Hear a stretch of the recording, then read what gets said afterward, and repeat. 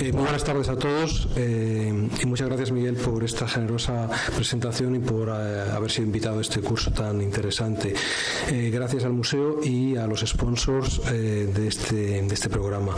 Voy a hacer una breve introducción de las dos piezas para continuar hablando de cada una de ellas y cómo de alguna manera se fraguaron, ¿no? Yo esta ponencia la he titulado De piel a piel, quizás porque ambas piezas, tanto Negro y Luz como Jardín Infinito, que son proyecciones de imágenes de obras del Prado. Volvemos de nuevo al Prado, una casualidad, una melancolía, obras del pasado, un pasado que quizás precisamente por alejarnos de nuestro tiempo nos ayuda a entender nuestro momento contemporáneo, ¿no? Es decir, muchas veces yo creo que cuando establecemos una distancia, ¿no? Es decir, con nuestro tiempo y nos vamos a otros lugares, nos podemos entender mejor. Si nos quedamos pendientes de nuestro tiempo, muy posiblemente nos quedemos en las anécdotas de lo que nos pasa día a día. Negro y Luz es una filmación, es una especie de ensayo fílmico rodado por la noche durante 6 noches en el Prado, de unas 2 horas y media, una duración que parece larga, pero bueno, es una especie de visita al Prado, ¿no? De visita al Prado de noche, con las luces apagándose, encendiéndose, deteniéndose en la pintura. Y Jardín Infinito consiste en una videoinstalación hecha a partir de unos archivos digitales. Es una obra realizada en colaboración con Andrés Sanz, que es un cineasta, y a la cual se añadieron también 2 músicos, Santiago Rapalo y Javier Adán, que colaboraron en la elaboración del audio. Son 2 piezas que se proyectan, es decir, con lo cual existe ese elemento, esa luz eléctrica, ¿no? Que es la que traspasa los archivos, que de alguna manera genera una luz, ¿no? Que está de alguna manera más allá, o es una luz diferente que en la que existe en las obras, en el Jardín de las Delicias del Bosco, o en las obras que aparecen en la filmación Negro y Luz. El elemento técnico en este caso es muy importante y es un elemento que quizás desde el punto de vista tecnológico añade otra visión, otro flujo a este tipo de obras. Pero si hay ciertos lugares comunes, también hay diferencias importantes. Una de las diferencias claves es que Jardín Infinito ha sido una obra que surge de un encargo, el cual hablaré a continuación, y Negro y Luz es una obra que surge sin ningún tipo de justificación, excepto las propias mías. Es decir, no hay ninguna, no existe quitar una relación con las propias obras del Prado, de lo cual también hablaré, pero no existe esa relación de alguna manera institucional, ¿no? Es decir, del encargo que sí tiene Jardín Infinito. Jardín Infinito surge en relación a la exposición del 5º centenario del Bosco. Inicialmente Miguel me invitó a que pensara en una serie de posibles proyecciones en pantalla de carácter pedagógico, pero pensando en el Prado, pensando en el Bosco, pensando en el Jardín de las Delicias, me pareció que eso era poco, ¿no? Y que creí que era más importante tirarnos completamente a la piscina y arriesgarnos y plantear un tipo de obra mucho más amplia. Aparte de esto, también sí quiero introducir un elemento clave que es mi vinculación con el museo. Yo, curiosamente, vivía en Los Ángeles, he vivido 20 años en Los Ángeles, volví a Madrid y por casualidades directamente de apuntarme al INEM, pues me llamaron para una sustitución laboral y acabé trabajando en el Prado, inicialmente 3 meses y se convirtieron en 6 años y medio.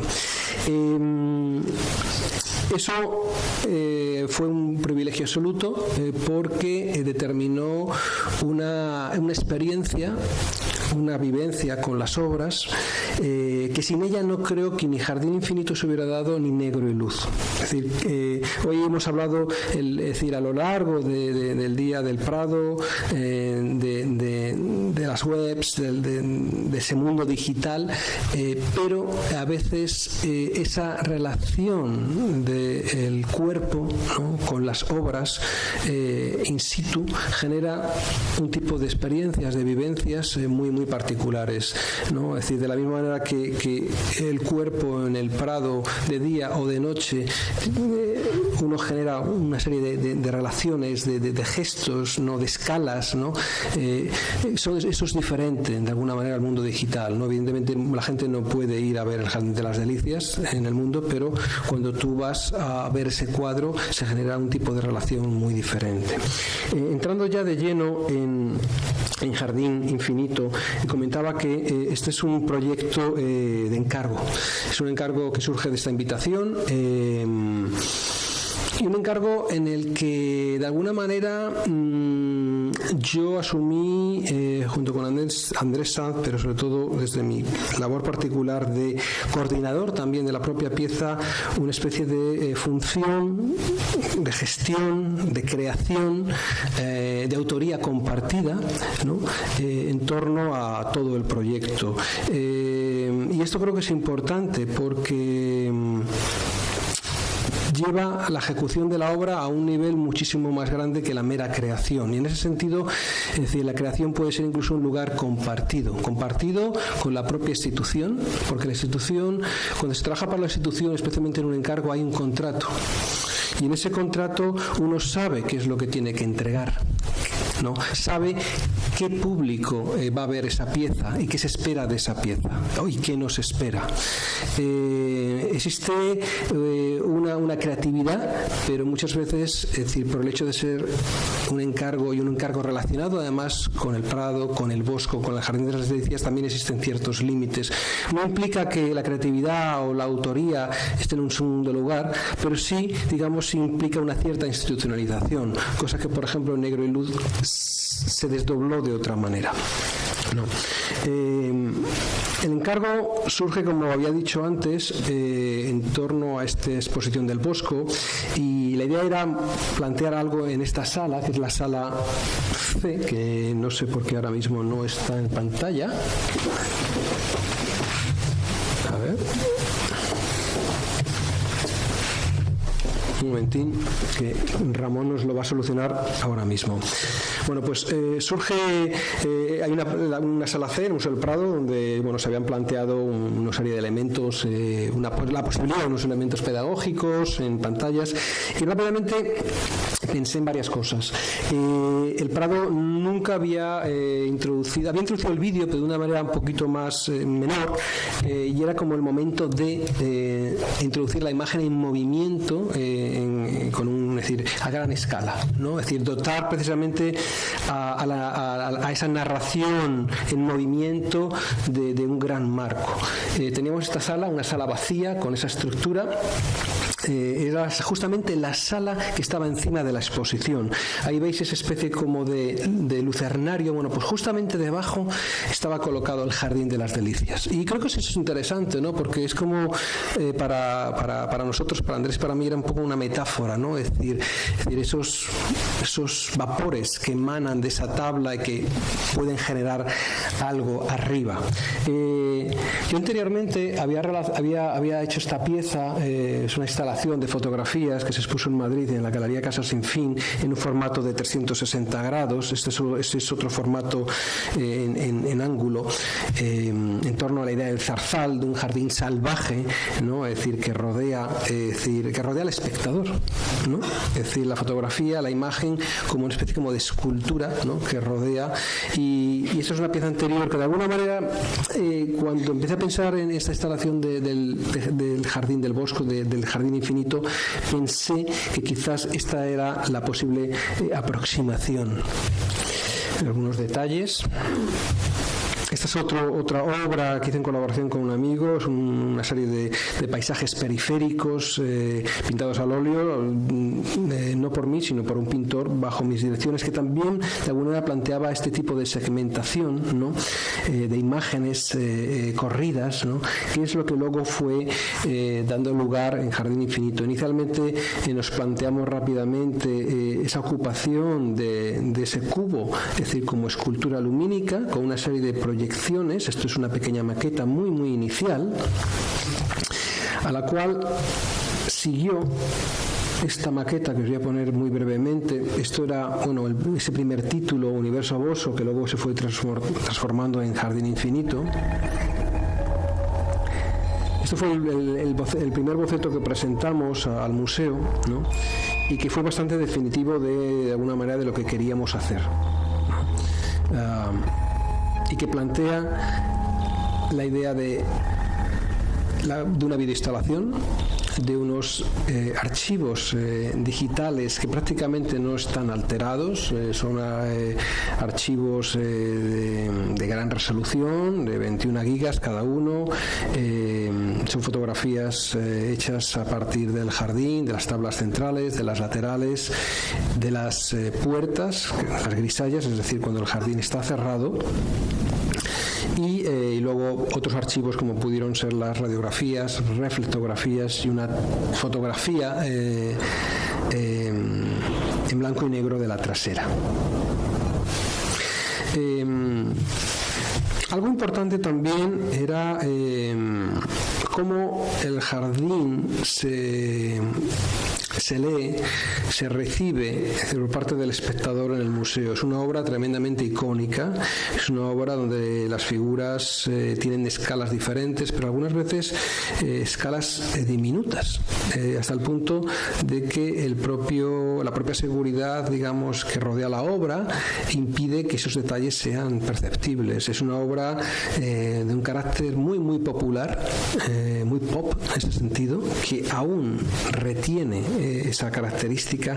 De ahí que muchísimos visitantes del Prado, de cualquier parte del mundo, se interesen y de alguna manera entiendan y se impregnen de ciertos contenidos que hay en la obra, ¿no? Es decir, yo creo que para un europeo, para un asiático, para una persona que viene de Estados Unidos, hay algo en ese cuadro, evidentemente, esa variedad del mundo, ¿no? Que era como lo describían en los antiguos textos, que conecta, ¿no? Es decir, más allá de que una persona conozca todas las historias de carácter religioso, de carácter bíblico en torno al jardín, al paraíso, al infierno. Pero evidentemente esta visión es una visión frontal, es una visión desde la distancia, es una visión de la tabla, de una tabla que es estática, que no se mueve, ¿no? Y es una visión evidentemente que los que están más próximos pues pueden disfrutar de una serie de elementos, pero la gente que está más atrasada no los llega a ver. Y esto es continuo. En el museo es una de las salas que más tráfico tiene. Y esto era algo a tener en cuenta, sobre todo pensando en llevar la experiencia del cuadro a otro lugar, que no es necesariamente el lugar de lo estático, de la contemplación estática.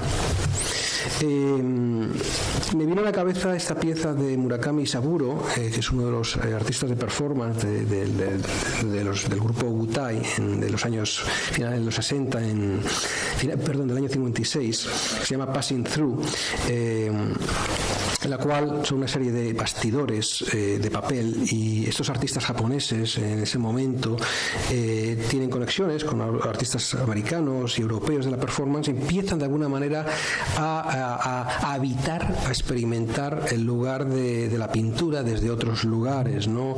Pensemos en Alan Capro, pensemos en los accionistas vieneses, ¿no? Y en esa experimentación con el cuadro que lleva al espectador a experimentarlo no desde una visión, desde ese respeto visual vertical, sino a entrar dentro. Y esto era importante, ¿no? Porque teníamos la oportunidad de hacer algo en toda esa sala C, ¿no?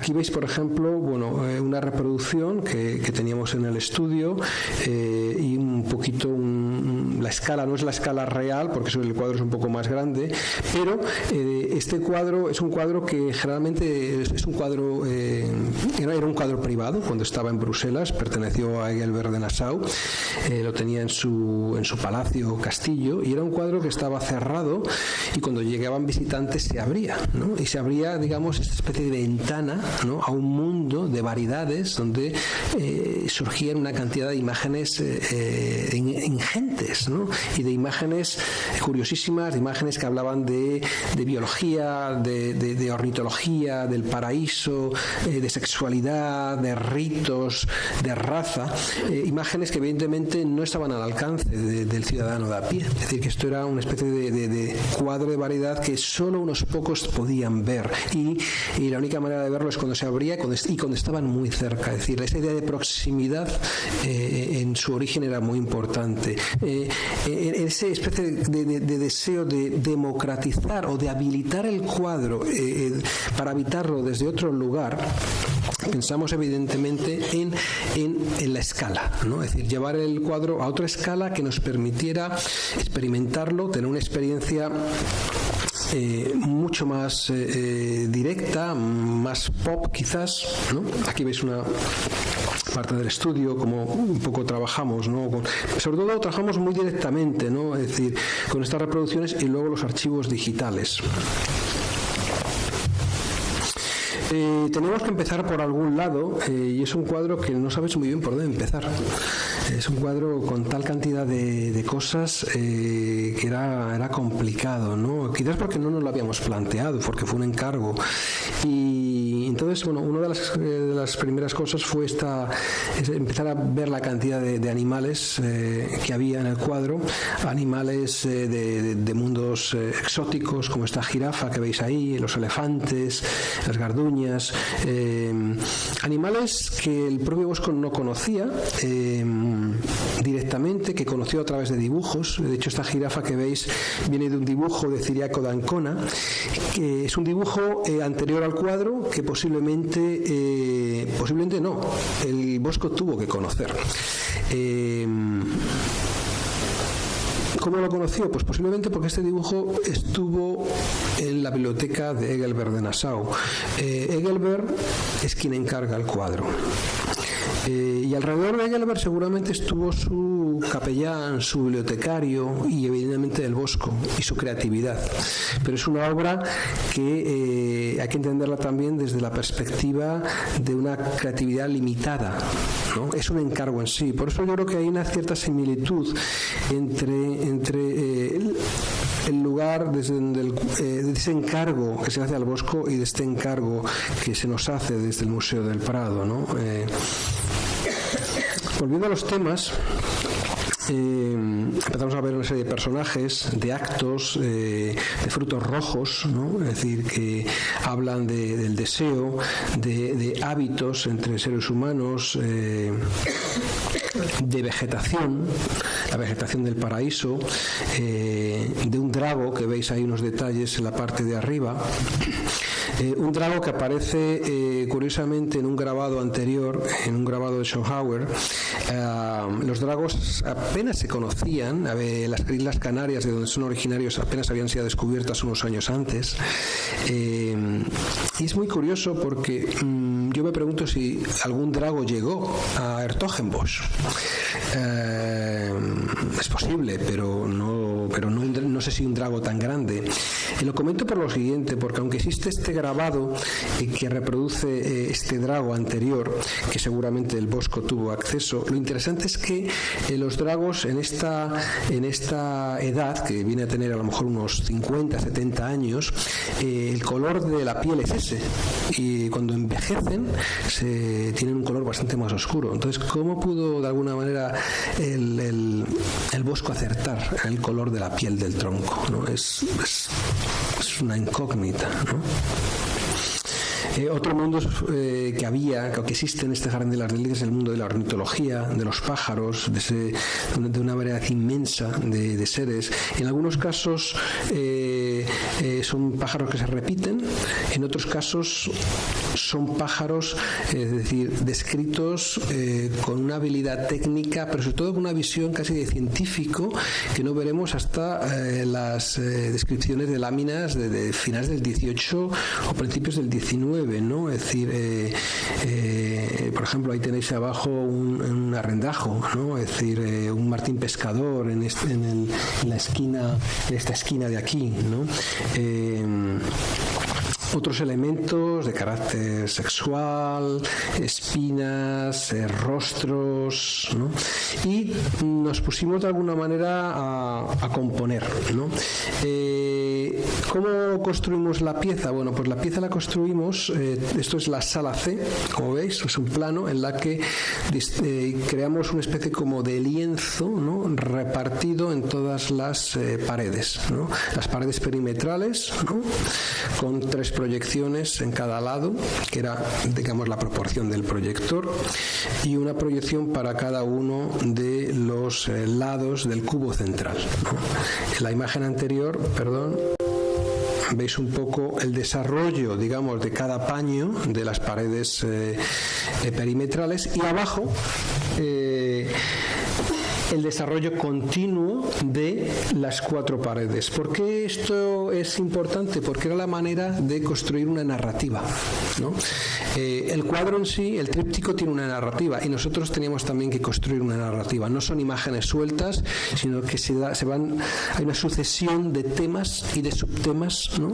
que van apareciendo en la misma videoproyección, ¿no? Entonces era importante para nosotros construir esta línea de imágenes continua en la que conviven todas las proyecciones que están pasando a la vez, ¿no? En este plano veis la pared B, la pared C, la pared D y la A, ¿no? Bueno, pues todas juntas, de alguna manera, tenían que tener una cierta una coherencia temática, cromática, ¿no? Para que pudiéramos de alguna manera construir un relato. Y evidentemente empezamos desde donde empieza el cuadro. El cuadro comienza cuando está cerrado, cuando el tríptico está cerrado. Es el mundo, el tercer día de la creación, cuando un Dios creador que está fuera del mundo separa la tierra de las aguas, o las aguas de las tierras, las tinieblas, el día, la noche. Y al mismo tiempo fuimos también muy conscientes de que estábamos diseccionando un cuadro, una madera, unas tablas. De ahí que en muchos casos aparezca precisamente ese elemento material, ¿no? Es decir, como veis en esa línea, en la penúltima línea, son fragmentos del propio marco que luego veréis arriba en la videoinstalación cómo entra en movimiento. Continuamos con otros mundos, como el mundo del paraíso, pero ahí sí nos empezamos a atrever a vincular ciertos elementos de otros lugares de la tabla. Por ejemplo, ahí vemos a Dios creador, a Jesucristo en la escena del paraíso, cuando está prácticamente sosteniendo las manos de Adán y Eva. Introducimos de repente un elemento que viene de otro lugar, que viene de la tabla central del propio jardín, de una mano que sostiene un fruto rojo, ¿no? Es decir, el fruto rojo dentro del jardín es muy importante, es ese elemento de deseo, elemento de lujuria, elemento que de alguna manera marca también un ritmo, una tensión cromática, ¿no? Y lo asociamos directamente también a ese mundo de la creación del hombre, porque ahí también se da, es decir, esa situación de deseo y de lujuria, ¿no? En esa creación del paraíso aparecen los árboles, aparecen los animales, la relación de los hombres con los animales. Aparecieron también, evidentemente, el infierno. El infierno era un lugar terminal, en principio. Aquí veis unos detalles de esa especie de hombre árbol con el interior de una taberna o prostíbulo, un hombre árbol que tiene una serie de espinas que luego aparecen en otros elementos del cuadro. Al trabajar con estos archivos enormes, trabajamos con unos archivos prácticamente de 21 gigas cada uno y nos dedicamos prácticamente a diseccionarlos, a recortarlos, a tomar fragmentos diminutos, ¿no? Es decir, que posibilitan una visión prácticamente microscópica del cuadro, ¿no? Lo vais a ver arriba en la videoinstalación, es decir, vais a tener una posibilidad de acercaros, ¿no? Es decir, a estas imágenes que en el cuadro real es prácticamente imposible, ¿no? Fue muy interesante incluso también para los restauradores del Prado ver, ¿no? Es decir, pues todo tipo de pérdidas, de degradaciones que el cuadro ha tenido a lo largo de la historia, de cambios, ¿no? Cromáticos. Aquí veis otros detalles del mundo de los vegetales, ¿no? Es decir, un mundo riquísimo que hay en la obra. En algunos casos fuimos más figurativos y en otros casos utilizamos, digamos, un planteamiento mucho más formalista para crear una especie de collage. Evidentemente aparecían continuas referencias, ¿no? A la hora de recortar y de recomponer, ¿no? Es decir, veis aquí estos detalles de estos juncos, hojas de drago, etcétera, etcétera, y de repente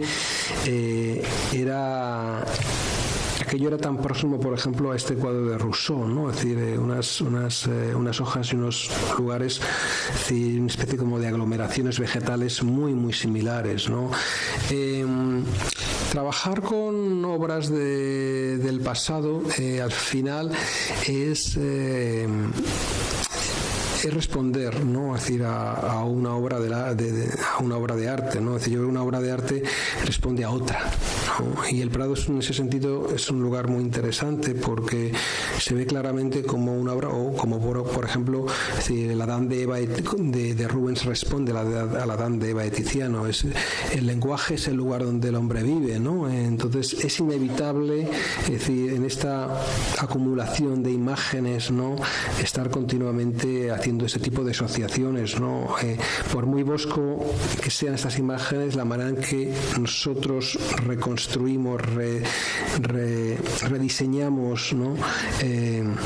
Recortamos y volvemos a componer, de repente aparecen otros mundos, ¿no? Es decir, que a lo mejor nos remiten a momentos más cercanos, ¿no? Aquí veis, por ejemplo, toda una secuencia, ¿no? Muchísimo más larga de cómo vamos construyendo la narrativa, ¿no? En este caso veis que son 4 columnas y que esta especie de storyboard gráfico responde a las paredes del cubo, ¿no? A las 4 paredes del cubo.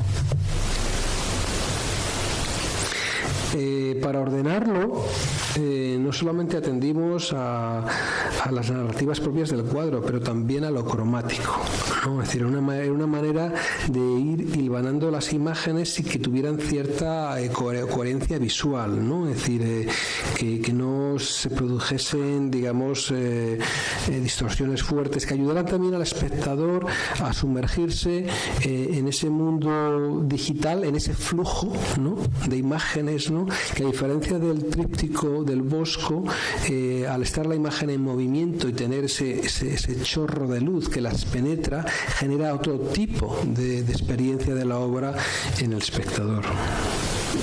Perdón, me he equivocado. El anterior son las 4 paredes perimetrales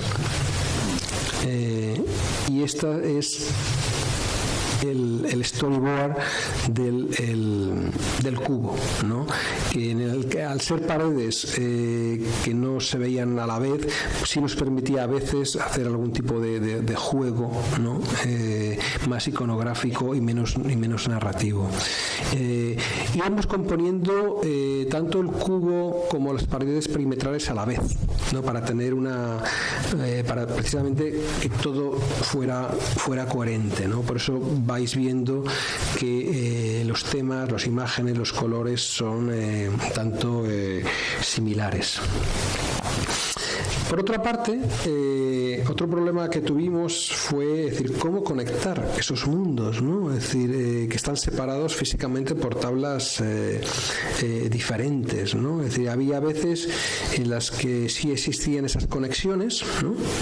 Y otras veces que no eran tan claras, ¿no? Es decir, aquí, por ejemplo, tenemos esta especie de vegetación, ¿no? Que continúa desde la parte inferior del paraíso hacia el jardín, ¿no? Es decir, o esa especie como de cueva freudiana, ¿no? De la que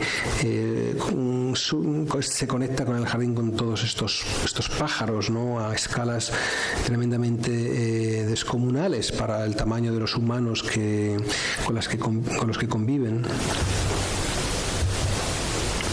Aquí, por ejemplo, sí veis una continuidad, ¿no? Es decir, esos eran elementos importantes a la hora de pasar de una tabla a otra, ¿no? Dentro de la narrativa que tratábamos de componer en la videoinstalación.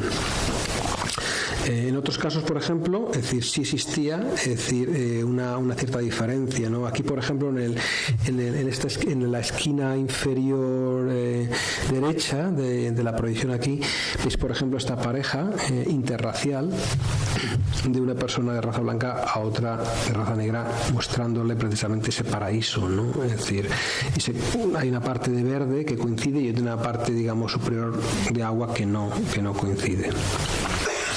Os hablaba, por ejemplo, antes de este hombre árbol que ocupa la tabla del infierno con esas espinas. Bueno, pues curiosamente, fruto de esta observación tan detallada, nos dimos cuenta que parte de esas espinas, ¿no? Que estaban rotas o que faltaban, ¿no? Curiosamente estaban en algunas de estas especies como de fuentes o de los ríos de la vida que ocupan la tabla del jardín, la tabla central, ¿no? Aquí de nuevo vemos esas conexiones. El infierno podía ser un problema porque después del infierno ¿qué existe? No existe nada, ¿no? Es decir, existe la destrucción del mundo, la destrucción de la humanidad, del ser humano, ¿no? Entonces, creamos esa parte del infierno, pero no fue una parte final, ¿no? Es decir, de repente en el infierno aparecían como subinfiernos, infiernos fríos, infiernos calientes, infiernos animados y habitados por personas o por seres pseudoanimales, pseudopersonas, como podéis ver en la última franja. Aparecen estos monjes, seguramente franciscanos, que son monjes pato, monjes espátulas. Pareciera que fue una cierta crítica a lo religioso. El Bosco pertenecía a una cofradía que no tenía muy buenas relaciones con otras órdenes religiosas. En ese mismo infierno aparecían diferentes pecados, vicios, ¿no? Lascivia, lujuria, pecados carnales, vemos aquí una serie de penetraciones, de horrores, ¿no? Y finalmente una tempestad, una especie de gran tormenta, con la destrucción final de la ciudad. Había que, de alguna manera, también dar un espacio al espectador, permitir que el espectador tuviera una especie de descanso, volviendo a la realidad, ¿no? Si esta videoinstalación tiene un fuerte carácter inmersivo, porque de alguna manera el cuerpo del espectador convive con el cuerpo de estas imágenes, pensad que las proyecciones van desde el techo hasta el suelo, que tú ocupas el espacio de alguna manera casi de la pintura. Había que devolver al espectador a una cierta realidad, a sacarle de esa ficción, de esa ficción creada en la videoproyección. Para ello encontramos una imagen de archivo, que es una fotografía de la trasera, que es la parte de alguna manera material de la obra, ¿no? una trasera hecha con una estructura de madera que se reprodujo con diferentes efectos lumínicos, como podéis ver aquí, y que de alguna manera es un epílogo, ¿no?, que nos saca, ¿no?, de ese ámbito, ¿no?, de narrativo creado en Jardín Infinito. Que vais a ver algunos detalles de cómo la obra se expuso en el Museo del Prado. Es una obra hecha con 16 proyectores, con 16 canales también de audio.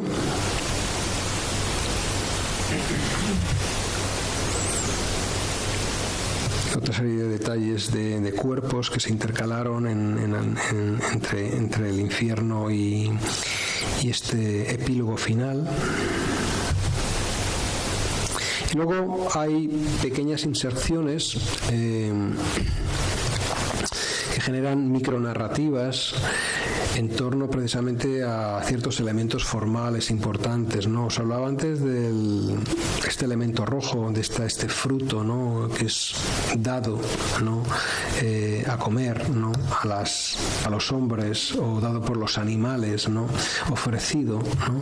En este caso, por ejemplo, veis el storyboard dedicado al cubo y cómo se hace esta secuencia de un zoom muy lento, pero un zoom total, ¿no?, de ese fruto rojo, que puede ser en el tamaño real, puede tener 1 centímetro cuadrado o menos, ¿no?, y cómo eso se va agrandando hasta llegar prácticamente a un rojo total.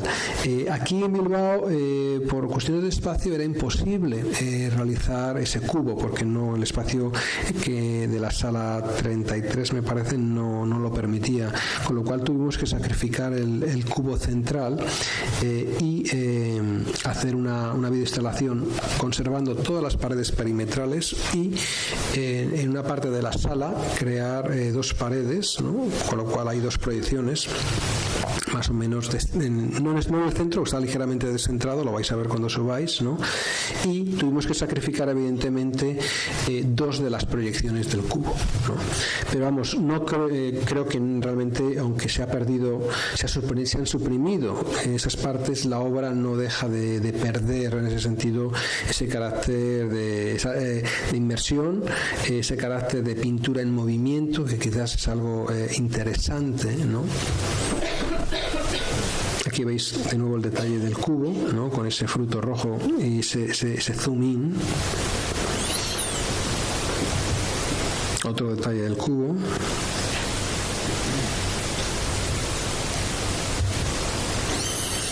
Y volviendo de nuevo a estas otras referencias, ¿no?, que continuamente se van acumulando en la cabeza, he traído esta imagen de la Capilla Rozco, de esta especie como de espacio monócromo, ¿no?, es decir, casi zen, ¿no?, es decir, y cuando nos planteamos, por ejemplo, el mundo acuático, ¿no?, de repente hay un momento en la videoinstalación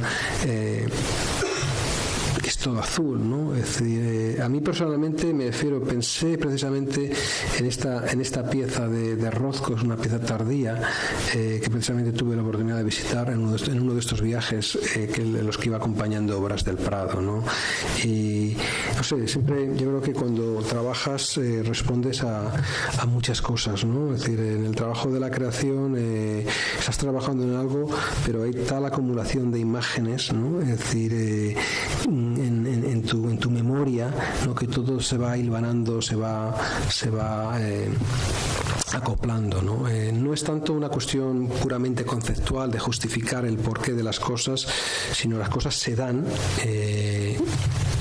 por esa especie de combinación que supone el estudio del arte, la práctica del arte, ¿no?, a lo largo del tiempo de tu carrera, ¿no? Si esta pieza es una pieza tremendamente seductora, tremendamente popular, incluso hoy, era muy interesante en el Prado, por ejemplo, y perdona por esa insistencia en el Prado, pero es como la referencia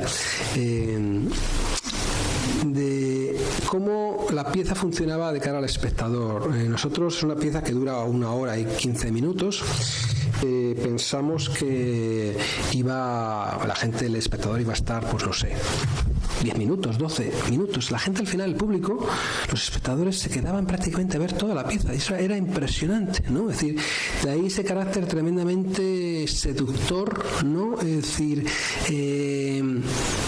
quizás tenga que ver pues la manera en que la obra se dispone dentro de la sala y a través de esa luz, a través de esa continuidad, a través de ese movimiento que no es estático. De alguna manera, es decir, la tabla está en movimiento, la tabla ha sido perforada, el espectador ha entrado, ¿no? De hecho, es la primera vez que en el Prado se puso moqueta y que la gente se podía tumbar. Y se acababan pasando de una esquina a otra, se sentaban en el suelo. Habla también, es decir, de otro lugar de recepción y de experimentación de la obra. Pero si esta obra tiene todo este carácter, Negro y Luz surge precisamente de otro lugar, de un lugar tremendamente vital para mí, que fue precisamente el trabajar, el convivir con las propias obras del Prado, ¿no? De viajar con ellas. Cuando uno viaja de correo con obras de arte, sueles hacer estos informes de conservación que implica el mirar la superficie de las obras, la piel de las obras. En la piel de las obras está el deseo, está la decisión de los artistas, ¿no?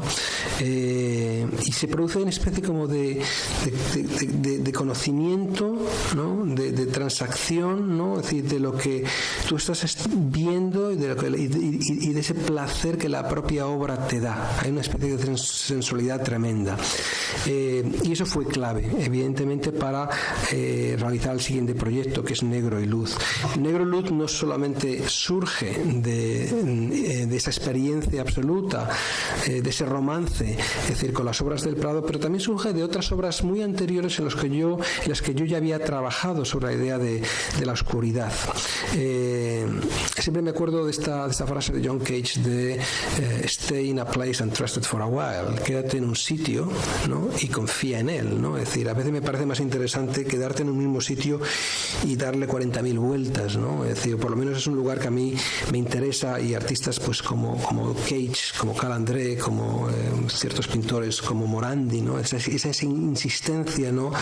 de estar en el lugar y darle 40.000 vueltas, ¿no? Esta es una serie de fotos negras que se hicieron en el año 96-97 en cuartos oscuros, ¿no? Que hablan precisamente de esa idea de oscuridad, de supresión de lo lumínico, ¿no?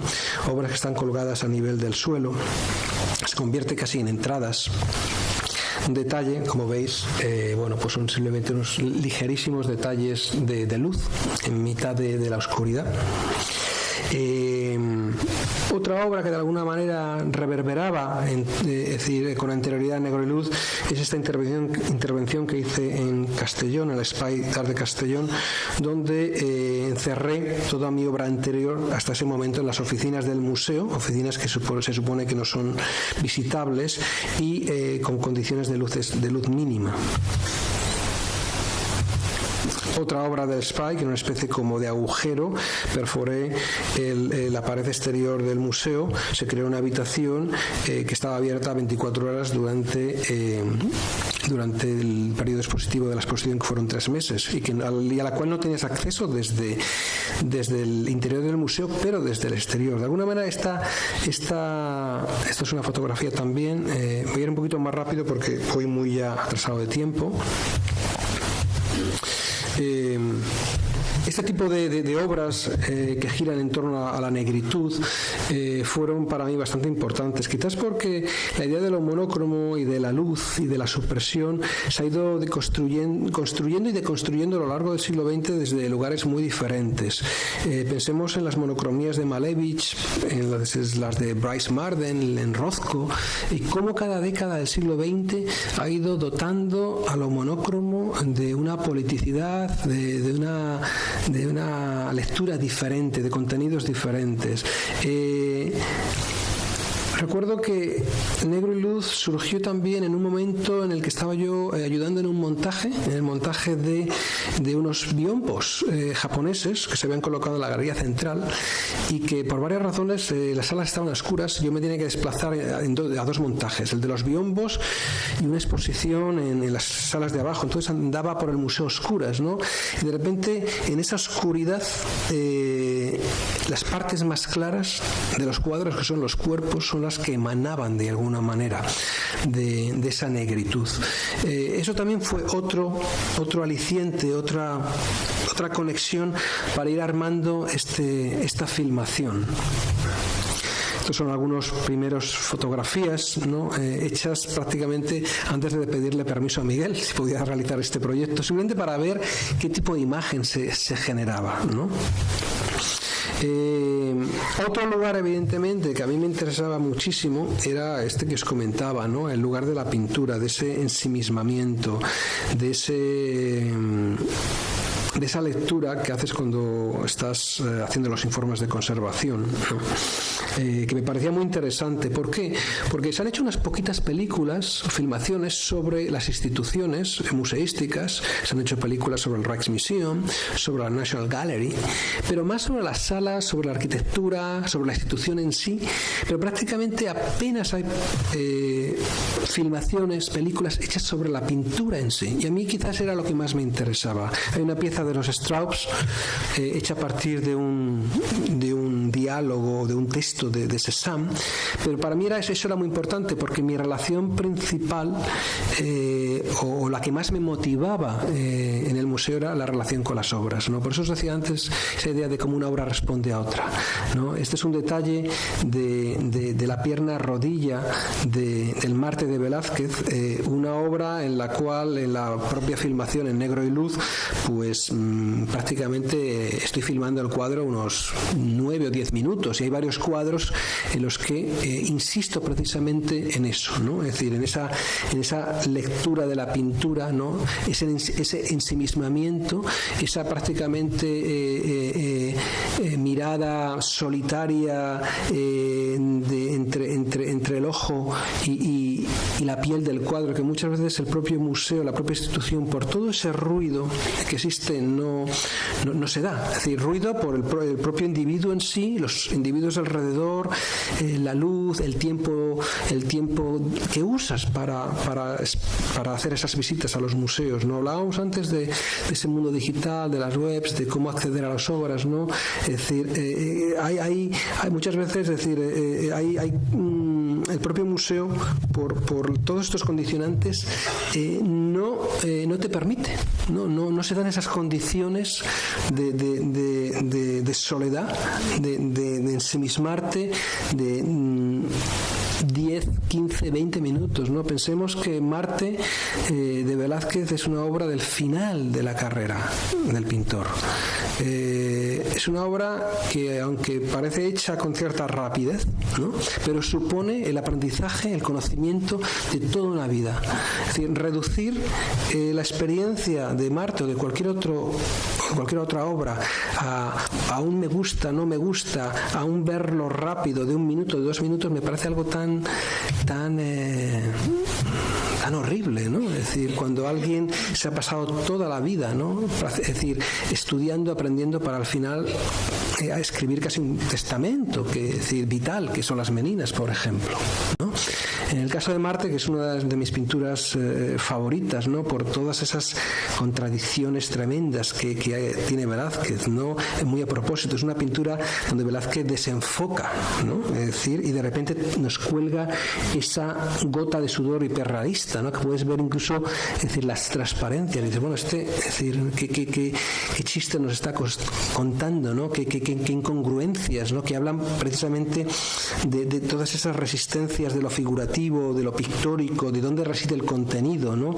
Si en la iconografía, si en la propia materialidad de la pintura, en la propia materialidad o razón de la representación de la pintura, de la mímesis, ¿no? O esta manga está en Argos y Mercurio, que parece prácticamente una manga hecha con el tubo de óleo, ¿no? Directamente encima del lienzo, ¿no? Pues son ese tipo, digamos, de detalles, de estudios, ¿no? Es decir, que a mí me interesaba mucho que aparecieran en esta película, ¿no? Precisamente para potenciar esa experiencia de lo pictórico desde un lugar muy íntimo, un lugar muy solitario, que muchas veces el propio acto de mirar los cuadros en el museo o en la página, quizás en una página web se pueda dar, no lo sé, yo lo he intentado y no me sucede lo mismo, ¿no? Es decir, en absoluto. Quizás por una cuestión de escala, por una cuestión de materialidad, ¿no? De cómo mi cuerpo, es decir, disfruta o lee esa cosa material hecha con la mano, ¿no? Es decir, la mano es también ese sentido, ¿no? Que dirigido por la mente va ejecutando, ¿no? Es decir, en el mundo digital yo lo he intentado, es decir, lo he mirado en real y no me produce el mismo tipo de, a mí personalmente, no sé a ustedes si les sucede o no, ¿no? Es decir, y aquí, bueno, simplemente os detallo algunas imágenes previas que hice a la filmación, una serie de fotos fijas que también están incluidas en el proyecto, que fueron una primera aproximación, unos primeros bocetos, que luego resultaron en unas fotos, bueno, pues interesantes, una especie como de pequeño libro de bocetos que se ha expuesto en las salas a modo de 24 fotografías, 22 porque 24 no cabían, en tamaño A4, son fotos que llamamos fotos fijas, hechas previas a la filmación y que me ayudaron de alguna manera a localizar, a entender aquellos lugares sobre los que quería de alguna manera filmar o ensimismarme.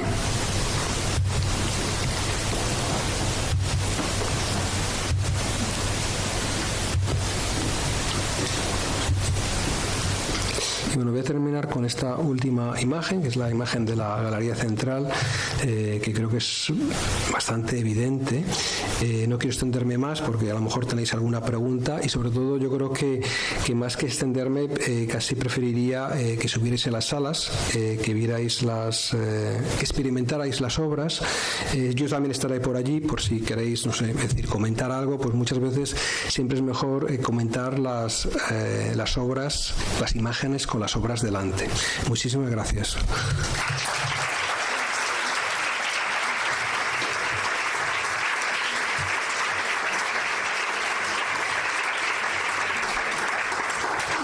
No sé si alguien tiene alguna pregunta, pues encantado de responderla aquí y si no, pues también arriba. Yo creo, Ramón, si quieres podemos dar la luz porque estamos en este mundo de negritud.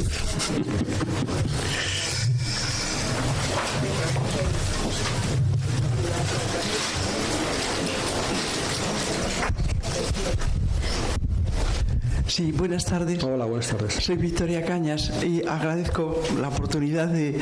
Cuando estuve viendo el Jardín del Bosco y luego entré en esta sala, lo que sí recuerdo es que, bueno, pues hubo que esperar para entrar, nos engañamos a 3 o 4 personas hasta que conseguimos poder tener acceso, pero todo sirvió, mereció la pena. Y luego recuerdo que en esta sala la sensación que tuvimos, éramos 2 amigas, pues al revés, de relax, de podernos maravillar porque se nos ofrecía un tema que podíamos disfrutarlo muy, muy personalmente. Y efectivamente toda la sala, pues en las posiciones en las que nos colocábamos teníamos esa sensación de que nos habíamos trasladado a otro mundo, o sea, un mundo dentro del museo y esto. Y entonces, pues gracias por haber podido revivir esa impresión magnífica. Bueno, sí, muchas gracias. Yo creo que eso es un objetivo, ¿no? Es decir, yo creo plantear, hacer una relectura de una obra como El Jardín de las Delicias, que además es decir, ofrece tanto y ofrece todo, ¿no? Es decir, permite también plantearse la percepción de la obra desde otros lugares, ¿no? Es decir, creo que yo no soy ningún historiador del arte y evidentemente pues tengo grandísimas lagunas, ¿no? Historiográficas a la hora, por ejemplo, de descifrar, ¿no? Es decir, todas las claves del Jardín de las Delicias. No obstante, es decir, leímos bastante y tampoco los historiadores lo tienen claro, es decir, es una obra muy compleja, ¿no? Es decir, y cada historiador ofrece lecturas muy diferentes. Por eso mismo no quisimos hacer una especie de proyecto de tesis, un proyecto superconceptual. Muy al contrario, nos llevamos la obra del Bosco sin alterarla, sin animarla en un sentido de deformación de los archivos digitales que solamente se han utilizado, se han recortado, se han reasamblado, pero sí llevárnoslas a otro lugar, a otro tipo de experiencia, ¿no? Que no es veis esa imagen, ¿no? de ese grupo de personas mirando al cuadro delante, ¿no? Bueno, pues cómo podemos romper esa pared, ¿no? De ahí también esa otra imagen de este artista japonés entrando por los cuadros, ¿no? Creo que eso era interesante, plantear esa posibilidad, ¿no? Más en un museo como el Prado, con esas obras maestras clásicas. Yo también el término clásico, como decía Estrella de Diego, a la cual agradezco que ya se ha ido todas esas referencias que me ha hecho esta mañana, se lo agradezco muchísimo como amiga lo primero y como profesional, pero nos parecía que era importante probar, ¿no? Otros formatos de la experiencia de la obra que no supusieran una tergiversación, que no supusieran una vulgarización, pero que abrieran el espacio de expectación, ¿no? Es decir, de El Jardín de las Delicias. Evidentemente, no con todas las obras yo creo que se puede hacer algo así. El Jardín de las Delicias ofrece esto y más, ¿no? Es decir, y bueno, pues fue ese intento también de abrir, me acuerdo, pues eso, cuando propusimos Moqueta, ¿no? Es decir, en el Prado, ¿no? Bueno, pues realmente yo creo que una obra cuando requiere lo que requiere, pues se utilizan los medios que son necesarios, ¿no? Es decir, y porque esa moqueta, sobre todo lo que proponía era pues ese tumbarse, ¿no? Ese formar parte de ese ambiente, ¿no?